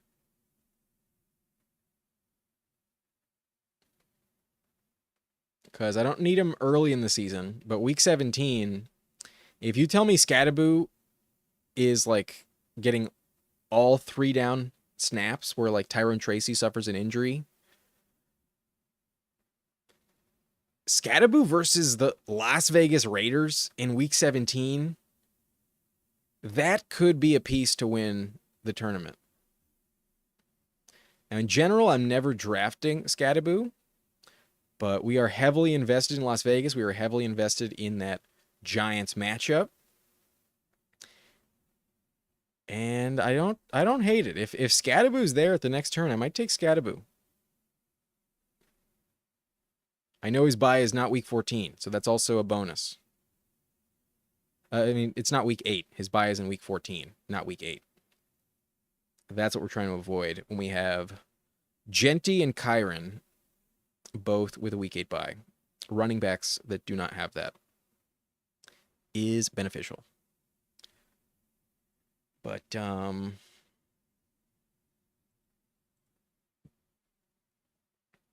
based on where I am in this draft, I don't have a quarterback yet. That could get ugly.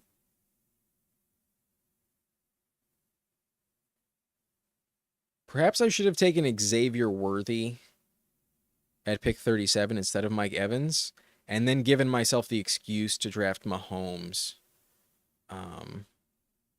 at that last turn. In hindsight, that is also another strategy I could have went with, but I think we're going to be okay. I don't think Mahomes is super valuable. I also do not like Mahomes' matchup week 17 at all. He gets the Broncos, and their secondary is going to look elite. Mahomes kind of scares me in week 17.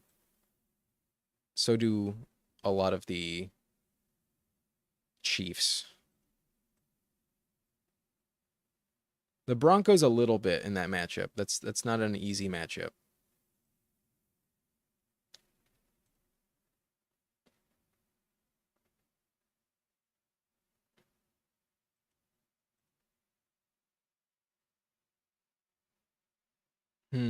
Okay.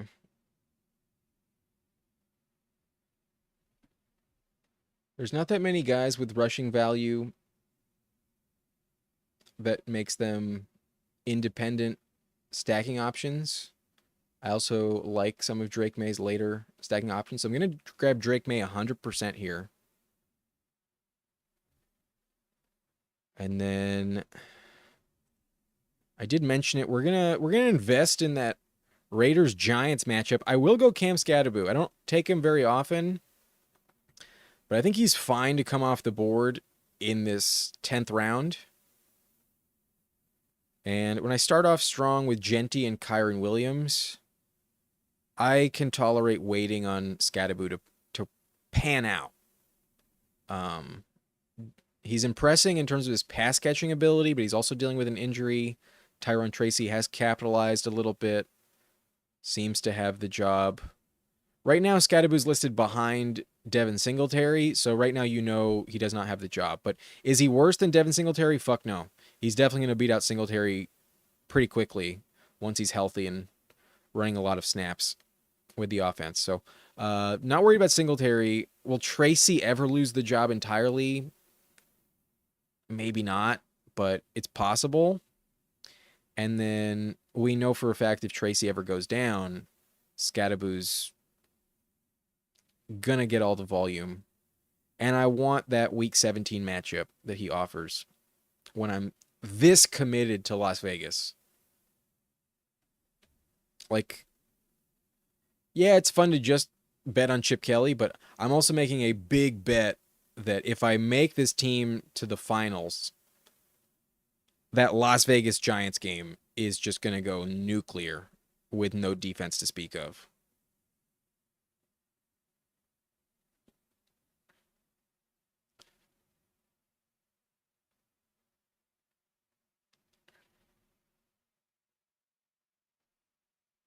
Cobra saying buy alert for tight end 2. No Strange, Arroyo, or Higbee. I'm a Terrence Ferguson guy, so that's good to know. Yeah, I cannot go Terrence Ferguson in week 8. But with Bowers, it's not fun to take a 0 in week 8, but I could argue you don't even need a backup tight end. I'm going to take one, but if there's one tight end I would at least consider passing on a backup tight end, it's Bowers. I wouldn't recommend it, but if I felt desperate enough, I wouldn't be afraid of taking a 0 in week 8. But I'm not going to take Terrence Ferguson. That's for sure. Won't take Higbee either. That's for sure. Keenan goes pick 128. Yeah, I think it's fair game to take Keenan where Trey Harris was going. I think it's fair game to take Keenan above Darnell Mooney, above Chris Godwin. I still want Jaden Higgins above him, but I think if you want to take Keenan in round 9, you can do it. I think it's fine. Same range as Cooper Kupp, doesn't feel egregious. Okay.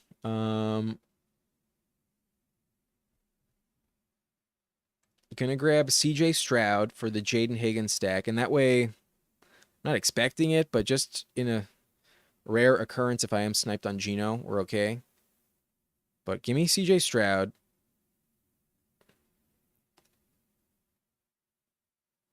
And then I really wish I could take Tank Bigsby right now. But Bigsby has a week 8 bye. Do I just say fuck it? If not, it's Dalton Kincaid.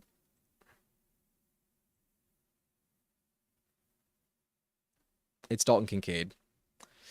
Oh, I wavered there. I almost slotted in Bigsby. He goes immediately after. But we got a good backup tight end, another first round pick. I'm done at tight end. Planning to grab another quarterback.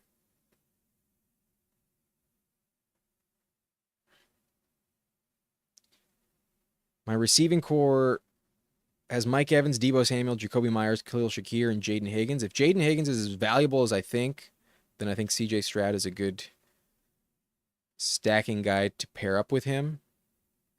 I think we'll have some high-end value if Jaden Higgins is really legit. But that's the thing with Stroud. You can bet on him even if Higgins is not the guy. There's Christian Kirk, there's Jalen Noel, and then obviously there's Nico Collins.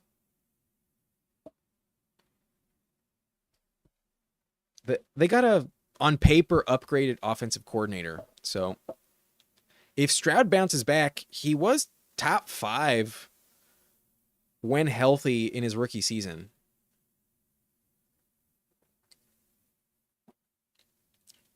If you take out the game where Stroud got a concussion against the Jets, and it was also raining, and some of his receivers got hurt, Stroud actually averaged like, I believe he was quarterback 4 in points per game that season. When I remember in the back of my mind doing research for last year on why like Stroud was not a terrible pick last season. He did play up to that type of draft capital, but obviously he had no rushing value, so he should have never really been going that high. But he did play well enough to make us believe that he had that type of value. It could come back. The O-line is shaky, but maybe Laramie Tunsil was just, that egregious. They moved off of him for a reason. Who knows? Maybe they knew what they were doing. I just noticed this is a team I have Khalil Shakir. I went with Kincaid mainly just because he's valuable there. But I do like that combo. A hedge that 1 week if Shakir's not super valuable, it's because Kincaid pops off.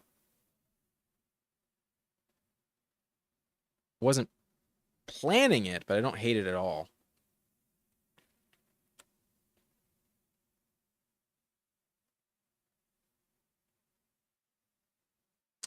Dobbs off the board. So this works out good for me. We get our guy Geno Smith. Didn't need to reach on him by 60 picks. Gonna grab Geno Smith. And then our weakness on this roster is running back in general. So I'll hop in on Braylon Allen and further our bet against Breece Hall. Another nice thing about Braylon Allen on this team is that his week 17 matchup is the New England Patriots, and we do have Drake May on this roster. I would have gone Demario Douglas had he fallen 2 more spots, but he did not. Would have liked Demario on this team to stack up with Drake May. But Drake May is a really good runner of the football. Drake May does not need to be stacked up. Drake May had more rushing yards per game than Kyler Murray last season. And Josh Allen. I also realized it was more than Josh Allen on a per game basis when I was doing some research on Drake May the other day. He averaged like 36 rushing yards per game. Kyler had about 33 per game, and Josh Allen averaged like 32 rushing yards per game. We also saw in the preseason game earlier today, Drake May run in a touchdown, and with some of his like unreliable wide receivers, like Diggs is, if he's that legit, they're going to take him away in the red zone. Hunter Henry's interesting, but a little hit or miss in the touchdown department. They do have Austin Hooper there as well. Someone to keep in mind. Did have some fantasy value last year. You definitely prefer Hunter Henry, though. And then Demario's not like a big target, so he can kind of get phased out of the red zone. In his rookie season, he didn't score a single touchdown. Last year, he had 3 of them. And one of them was like a 50-yard dime from Drake May. So Demario is not really a guy that scores a lot in the red zone. I don't think Demario like has to get stacked with Drake May, just because like if you're stacking, you want some touchdown upside. That's where Kyle Williams filters in. That's where Kayshon Boutte filters in. Travion Henderson and Ramondre Stevenson mix in a little bit in the passing game, especially Travion. But a lot of the time, we could get Drake May just rushing it in himself. Like if Drake May finished the year with 9 rushing touchdowns, I wouldn't be that surprised. I think 6 is not a bad over-under. Like 5.5 over-under rushing touchdowns for Drake May this season. I would probably hit the over.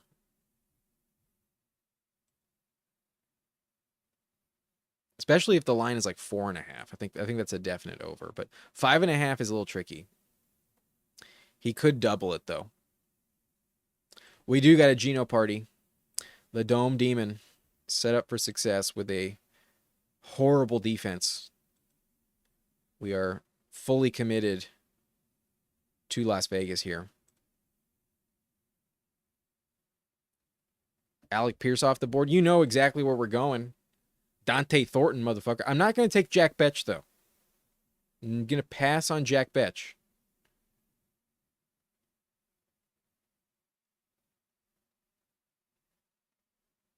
Although it is very tempting to take him. Thing about this team, I need another running back. I need another receiver. Maybe not desperately, but for sure. I think I'm going to grab Woody Marks.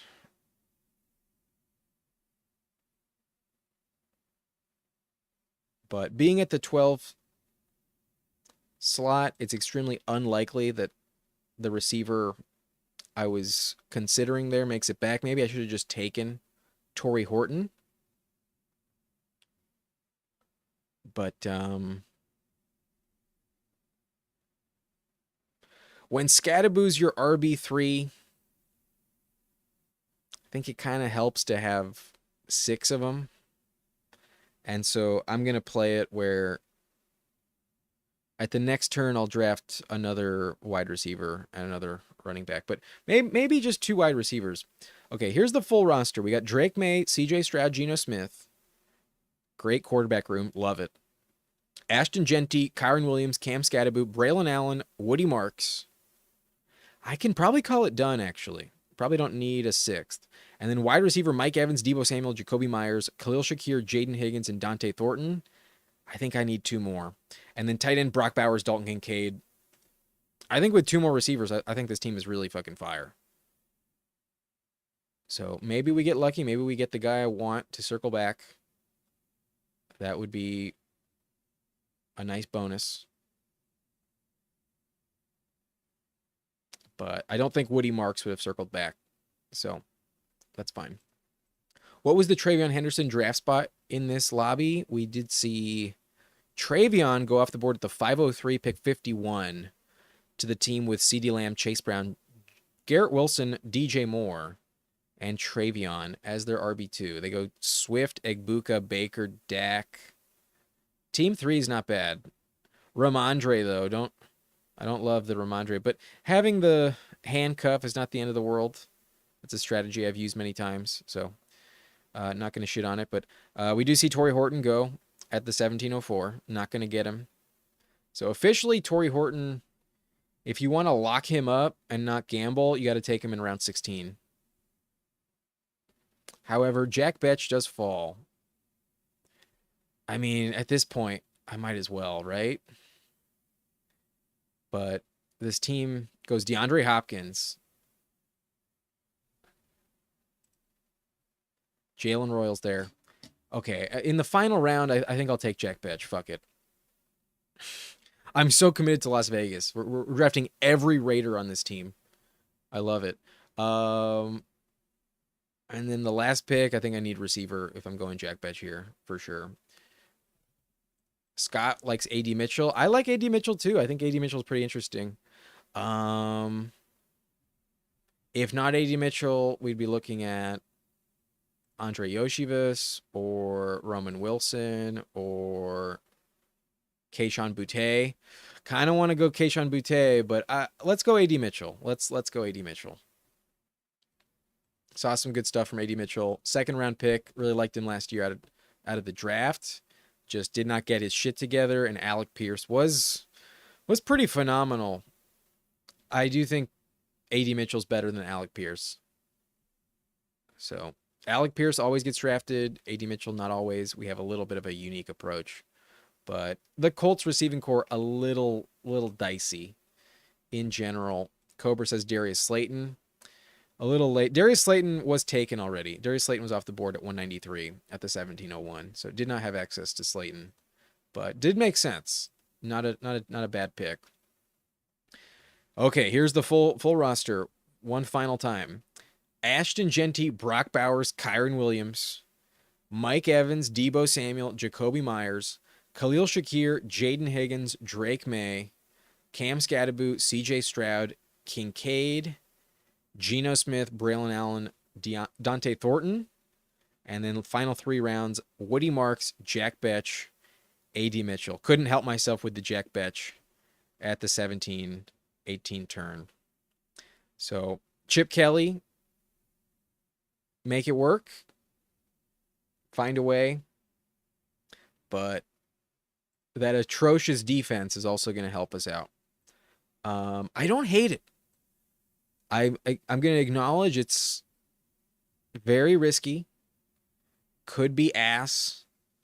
But I think going 5 straight receivers was critical and the only way that this thing works. And then the quarterback room is pretty nice. I feel pretty good about it. Running back room is good at the top.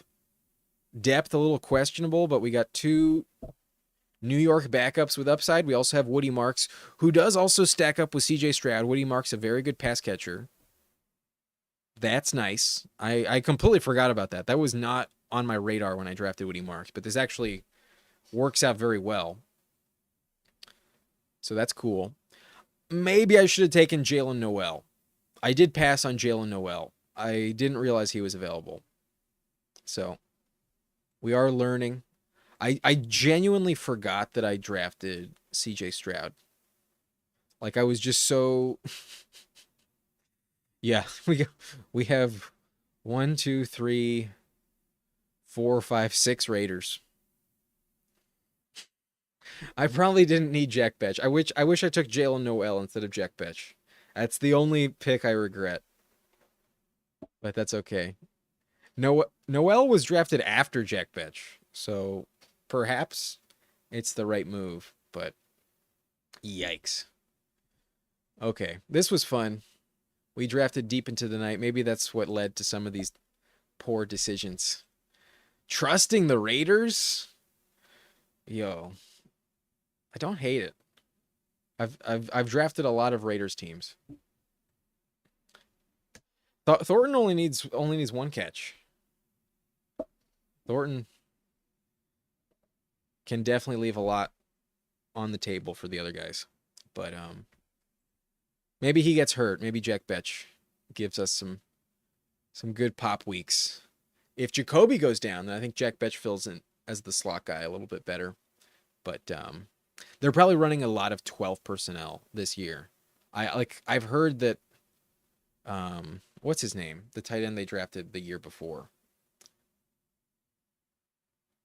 Oh, I'm forgetting.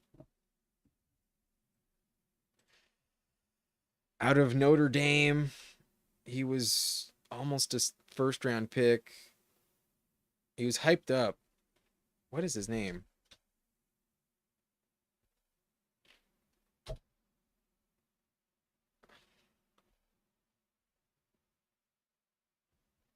Michael Mayer. Thank you, Cobra. I knew it had some like alliteration to it. I just couldn't remember. Michael Mayer. Sweet. Apparently, Michael Mayer is actually going to be on the field a decent amount, but did not feel any urge to draft him. That's for sure. Okay, that's the team. That's it for the stream. If you enjoyed, hit that like button, subscribe to the channel. I'll be back soon. On Sunday, we'll be drafting at least one Best Ball Mania, if not two. On Sunday, look out for that. Ring the notification bell if you don't want to miss out. So I'll see you next time. Hope you enjoyed. Peace out. Good night.